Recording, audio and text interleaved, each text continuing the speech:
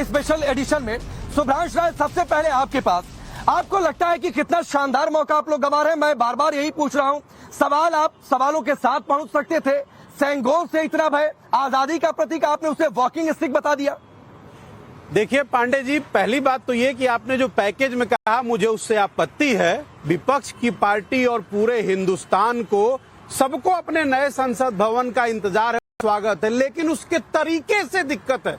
सवाल ये नहीं पैदा होता है, सवाल ये पैदा होता है कि जब पहली बार पार्लियामेंट का भूमि पूजन किया गया, लोकसभा, राज्यसभा और राष्ट्रपति मिलकर संविधान और हिंदुस्तान बनता है, तो क्या सिर्फ नरेंद्र मोदी जी ने उस समय के तत्कालीन दलित राष्ट्रपति होने की वजह से उनको आमंत्रित नहीं किया?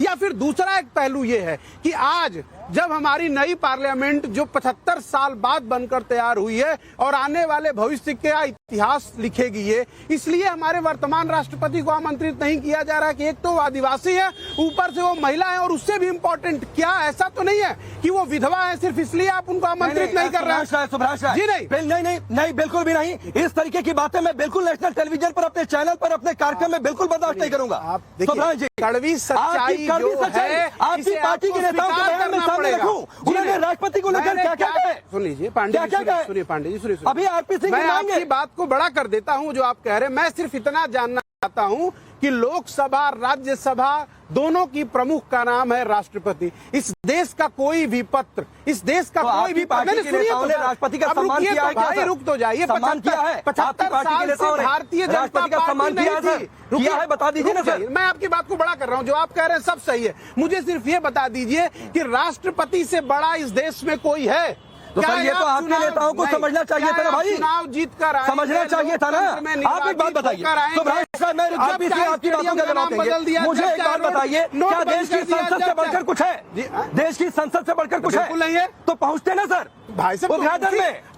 या सेंगोल से डर लग रहा है? क्योंकि कई नेता उसे धर्म विशेष से बता रहे हैं, आपने उसे वॉकिंग स्टिक बना दिया। आप बिल्कुल सत्य कह रहे हैं। राष्ट्रपति को ये उद्घाटन करना चाहिए, क्योंकि इस बिल्डिंग के हेड ऑफ सुप्रीम का नाम है राष्ट्रपति।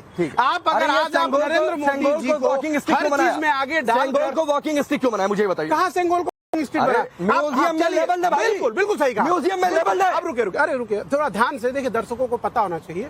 जब हमारा देश 75 साल पहले आजाद हुआ, और जो आपने कहा कि सत्ता हस्तांतरण के रूप में ये प्रदान किया गया, तो इससे अच्छी बात क्या हो सकती है कि आजादी मिली तो देश के लोगों को आजादी मिली। इस देश के मालिक का नाम इस देश के लोग हैं। भाई वॉकिंग स्टिक तो नहीं बनाना था आरपी सिंह।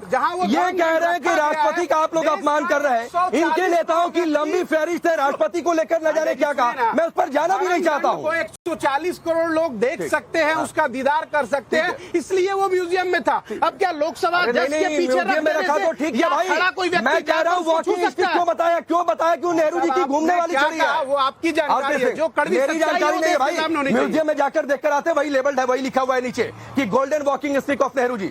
सरदार आरपी सिंह जी, क्या कि इनको अपने इतिहास को नकारना है, इनको अपनी सभ्यता को नकारना है, इसमें इनकी गलती नहीं है। जिन्होंने ये कह दिया राम हुए ही नहीं, जिन्होंने राम के अस्तित्व पर प्रश्न उठा दिया था, जो राम मंदिर बनने का विरोध करते रहे, वो किस प्रकार से एक दंड को, जो कि एक सिंगोल को मान्यता देंगे? उन्होंने ठीक किया, उन्होंने अपनी जगह ठीक किया कि नेहरू जी के एक वॉकिंग स्टिक थी, उन्होंने वहाँ लेबल भी लगा दिया वॉकिंग स्टिक। अब ये कह रहे हैं देश के 140 करोड़ लोग वहाँ देख सकते हैं। अरे वहाँ पर कितने लोग हैं देखने के लिए? यहाँ तो दुनिया के सामने जब पार्लियामेंट चलेगी, जब पार्लियामेंट दिखाई जाएगी टीवी के ऊपर, तब तक वो दिखेगा सिंगोल। परंतु अफसोस है कि इनको सिंगोल का विरोध नहीं है, विरोध है हमारी सभ्यता से, हमारी संस्कृति से, हमारी देश की जो मूल विचारधारा है, जो उससे उसका विरोध है। सारी बात यहाँ पर है। और ये अच्छी बात नहीं लग रही है राष्ट्रपति जी का नाम ले रहे हैं। राष्ट्रपति किसने कहा था उनको, और कितना उपहास उड़ाया था राष्ट्रपति कहकर आपने? फिर यही नहीं, फिर यहाँ तक कहा, इनके एक नेता ने कहा कि वो चमचागिरी कर रहे हैं, वो चमचागिरी करती हैं। एक और नेता है, उन्होंने कहा कि ये डमी है। तब तो अच्छा, अगर इतनी था, अभी जब भाषण हुआ था उनका सत्र में इन सबने विरोध किया, सबने वॉकआउट क्यों किया? सब सुनने बैठते, देश की राष्ट्रपति हैं, उनका भाषण सुनने के लिए बैठते नहीं, उसका वॉकआउट करेंगे। असल में इनका विरोध इस बात का नहीं है कि इसका उद्घाटन कौन करेगा सिंघोल का, इनको क्या है कि चुनाव दिख रहा है, इनको लग रहा है कि 2024 की तैयारी हम इस नाते से करेंगे, परंतु ये भूल रहे हैं कि देश की जनता इनको इसी कारण से नकारती है। ये जो नेगेटिव थॉट प्रोसेस है इसी कारण से नकारा जाती है। और एक बात ये नहीं समझ रहे, एक होता है सामाजिक कार्यक्रम, एक होता है संवैधानिक कार्यक्रम। ये सामाजिक कार्यक्रम है, ये संवैधानिक कार्यक्रम नहीं है। 26 जनवरी को हमेशा राष्ट्रपति जी को बुलाया जाता है, वो संवैधानिक कार्यक्रम होता है, इसलिए समझ में आना चाहिए। परंतु इनको तो राजनीति करनी है, इसलिए अब ये सुभाष जी आप बोलिएगा, इनको खुली छूट है, ये राजनीति करें, देश की जनता। अरे सर एक मैंने आपको नहीं बोला, मैं आपको टोकने की बात नहीं, इस डिबेट में करने भी नहीं चाहिए। हम ये अपेक्षा करते हैं इसी लाइन पे चलें, हम इनको रोक नहीं सकते। परंतु मैं आज भी इनके आगे हाथ जोड़कर विनती कर रहा हूँ, हाथ जोड़कर विनती क्या कर रहा हूँ कि आप अपनी हट के, ये लोकसभा जो है ये हमारे लोकतंत्र का मंदिर है, आप इसमें इसकी जो उद्घाटन है उसमें भागीदारी करिए और अपनी हिस्सेदारी करिए और देश को एक संदेश दीजिए। ठीक है, मैं आगे बढ़ता हूँ। सुभाष जी आप सेकंड रिप्लाई कर दो प्लीज जल्दी। देखिए सिंह साहब, ऐसा है, हाथ जोड़ के झूठ नहीं बोला जाता है। देश को बताइए कि राम मंदिर खोलने का पहला काम कांग्रेस ने किया, राजीव गांधी ने किया। उसमें पूजा कराने का दूसरा काम पीवी नरसिम्हा राव जी ने किया, वो भी कांग्रेस ने किया। एक एफिडेविट भी दाखिल किया जाता है, बाद में भी किया जाता है। मुझे उनको जवाब, आपकी ही पार्टी के नेता कहते हैं कि एंटी हिंदू इमेज बन गई, चुनाव हार रहे हैं। आपको दिलूं नहीं सर,